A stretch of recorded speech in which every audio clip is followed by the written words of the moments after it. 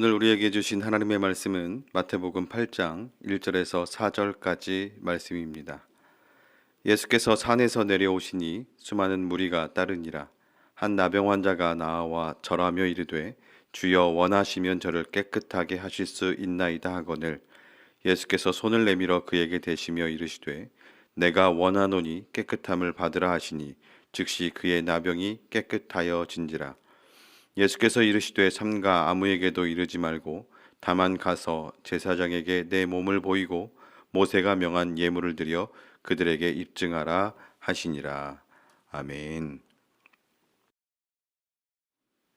예수님께서는 오늘 함께 읽었던 8장 앞부분에서는 말씀으로 하나님의 나라를 가르쳐 주셨습니다. 오늘 함께 읽었던 8장부터 10장까지에 이르러서는 행위로서 하나님 나라에 대해서 보여주고 계십니다. 먼저 8장과 9장의 말씀을 찬찬히 살펴보면 예수님은 치유의 사역을 통해서 하나님 나라와 복음을 전파하신 내용이 이 8장과 9장에 기록되어져 있음을 우리가 볼 수 있게 됩니다. 특별히 오늘 8장 1절부터 17절까지의 말씀을 보면 세 가지의 치유의 사건이 기록되어져 있는데요. 이 세 가지 치유의 사건을 묵상하다 보니까 재미있는 차이를 발견할 수 있었습니다. 병을 고쳐주신 분은 예수님 한 분으로 동일한데 병 고침을 요청한 사람이 다르다는 것을 볼 수 있게 됩니다. 먼저 나병 환자의 경우 병 고침을 청한 사람이 바로 자기 자신이었습니다. 자기 스스로 예수님께 나아가 절하면서 저를 조금 깨끗하게 해달라고 예수님께 요청을 합니다. 그리고 그의 요청에 따라 예수님은 손을 내밀면서 나병 환자에게 대시며 그의 나병을 깨끗하게 고쳐주시는 것이죠. 우리는 이 나병 환자 치유 사건을 통해서 확실한 사실을 알 수가 있습니다. 하나는 각자 삶의 질고와 아픔의 문제에 대해서 얼마든지 스스로 하나님께 요청할 수 있다라는 것이고, 또 다른 하나는 우리가 하나님께 요청하면 나병 환자를 깨끗하게 하신 그 하나님께서 우리의 문제도 깨끗하게 해결해 주신다라는 것입니다. 혹시 이 시간 몸과 마음의 약함이나 삶에 해결할 수 없는 문제로 끙끙 앓고 있는 그런 어려움이 있다라고 한다면 하나님께 내어 맡기고 기도로 요청하실 수 있기를 바랍니다.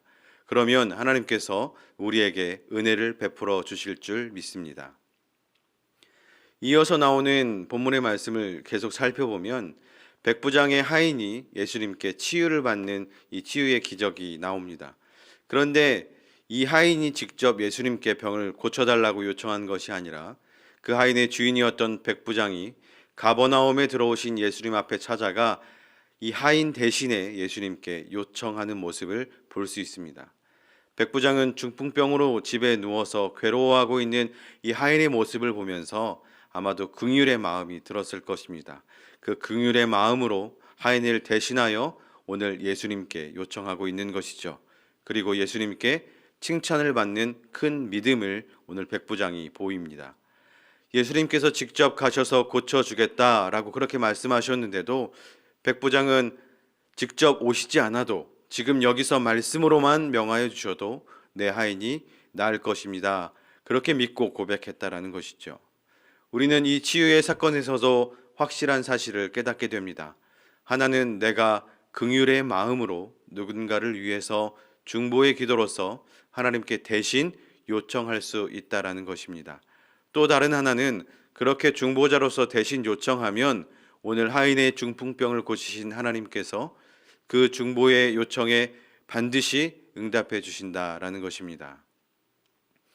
혹시 우리 주위에 하나님을 잘 몰라서 또는 기도할 방법을 잘 알지 못해서 하나님께 직접 요청하지 못하는 분들이 있으신가요? 또는 우리 가족이나 이웃 중에 하나님의 도우심이 필요하신 분들이 없으신가요? 있다라고 한다면 긍휼의 마음으로 그분들을 위해 중보로 기도하며 하나님께 요청드릴 때 하나님은 우리의 중보의 기도를 반드시 들으시고 그 기도에 응답해 주실 줄로 믿습니다. 마지막으로 세 번째 치유의 사건이 나오는데요. 바로 베드로의 장모가 열병을 고침받게 되는 사건이 성경에 기록되어져 있습니다. 앞선 두 가지 치유 사건과 다른 점이 있다라고 한다면 베드로 장모의 치유 사건에는 병고침을 요청하는 요청자가 없다라는 것입니다.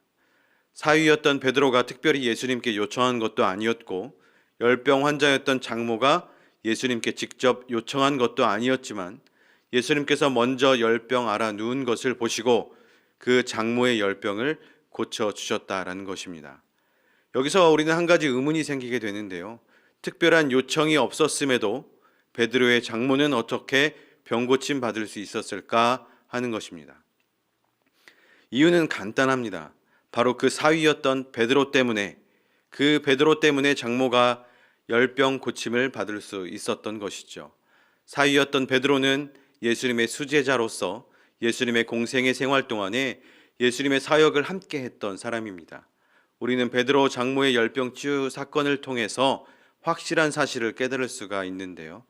어떠한 삶의 문제나 어려움으로 인하여서 특별한 요청을 하지 않아도 하나님의 사역을 온전히 감당하는 자에게 하나님께서 은혜를 베풀어 주신다라는 것입니다. 아마도 베드로는 예수님의 곁을 늘 지키면서 하나님의 복음 사명을 온전히 감당하였기 때문에 집안 형편을 돌아볼 상황이 아니었을 것입니다. 우리도 때로는 교회 일, 또 하나님의 복음 전하는 일을 매진하다 보면 가정과 내 일을 잘 돌아보지 못하는 경우들이 종종 있는 것을 보게 됩니다. 그러나 오늘 베드로 장모의 열병 치유의 사건은 하나님의 사역에 매진하는 사람들에게 위로가 되는 말씀이기도 합니다. 내가 살피지 못하고 내가 돌보지 못해도 하나님이 돌보아 주심을 깨닫게 되는 것이죠. 사실은 너무나 간단한 이치 아니겠습니까? 내가 돌보는 것보다 하나님이 돌보아 주시는 것이 더 안전하고 더 확실한 것 아니겠습니까? 다만 내 몸과 마음이 온전히 하나님께만 집중해 있다라고 한다면 나와 내 가정을 하나님이 온전히 인도하여 가실 줄로 믿습니다.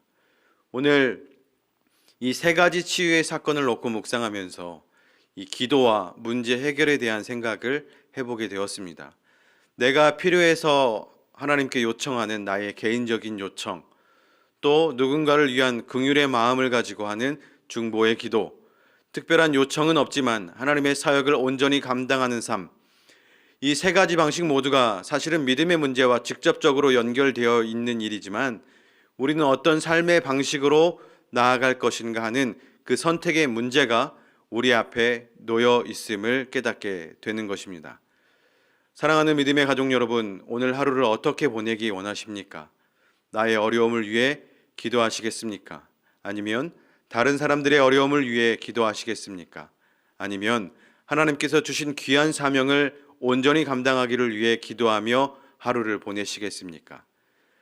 하지만 분명하고 중요한 것은 우리가 어떤 선택을 하든지 하나님은 각각의 요청에 응답해 주실 것이고 반드시 우리의 문제를 해결하여 주시는 하나님이시다라는 것이죠.